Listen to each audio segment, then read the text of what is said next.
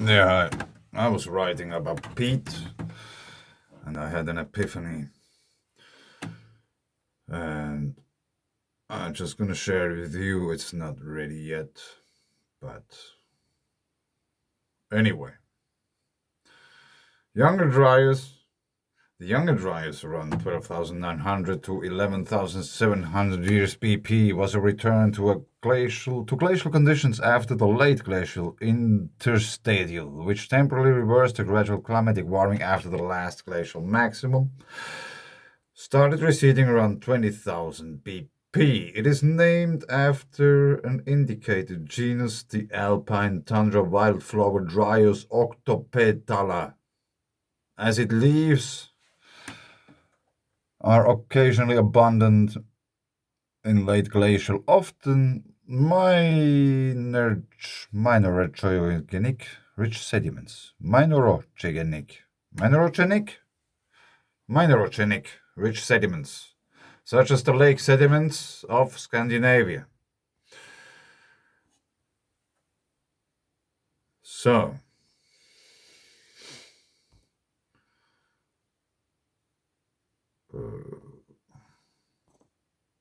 I'm talking about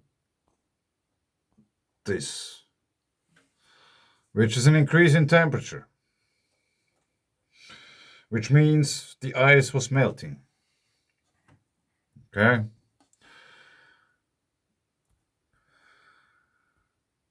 How does a light bulb actually work? Yeah, this is how I felt half an hour ago. Anyway, essentially, the light bulb is a very thin filament of hard to melt metal, tungsten, usually encased in a glass bulb filled with inert gas so that the filament doesn't oxidize or disintegrate. The electricity causes the wire to glow, and a portion of that energy is turned into light. But it turns out the light bulb might have been more accurately called a heat bulb. Most of its energy gets turned into heat, which is why the bulbs are being slowly phased out in favor of alternatives to, like, LED bulbs. Now let's hop over to Google Earth. And that's Earth. I guess you recognize it. We have PEAT here, like, all over the place. And there's also PEAT here in Northern America. Peatlands.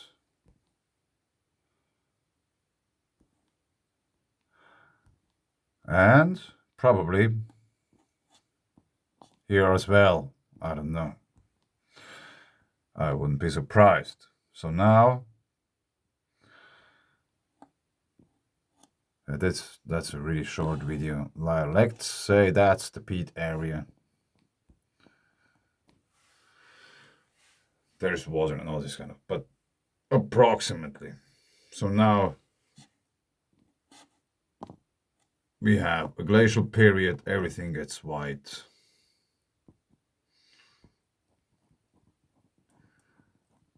All is frozen up, but we have the peat underneath.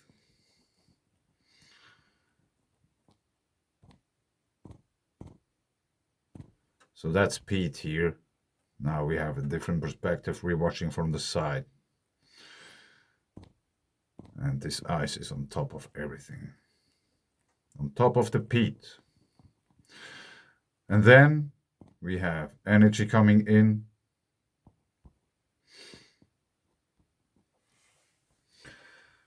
And since peat is dielectric and a really bad conductor, but we have also different kinds of metals in the ground and different kinds of rocks which have different kinds of electromagnetical properties. And we might have also groundwater and all these kind of things. So the energy will go down into the ground where it's already flowing to some degree. And now the peat in between, which is the pinkish thing, it has to transmit some energy because it's there squeezed in between other things. So the energy will flow through it and it might start to heat up like a light bulb. You know, it's creating warmth.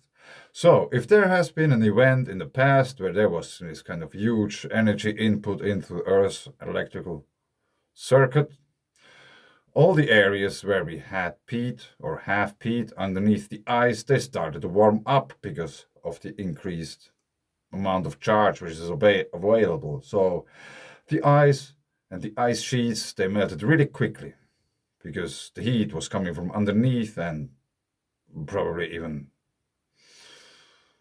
yeah, I don't know. Like if it's white, the sunshine doesn't do too much to the snow layer on top of it. But if there's heat coming from down below, and this could be quite much, and I don't know what's the role of quartz because it has these piezoelectric properties to it. Is it possible that it could generate this kind of electric energy as well, which could contribute to the whole thing due to earthquakes and these kind of things?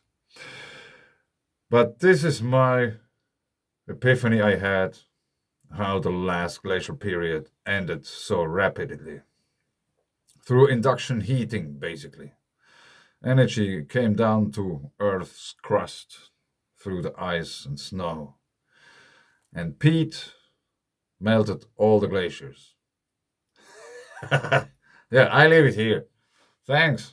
Bye.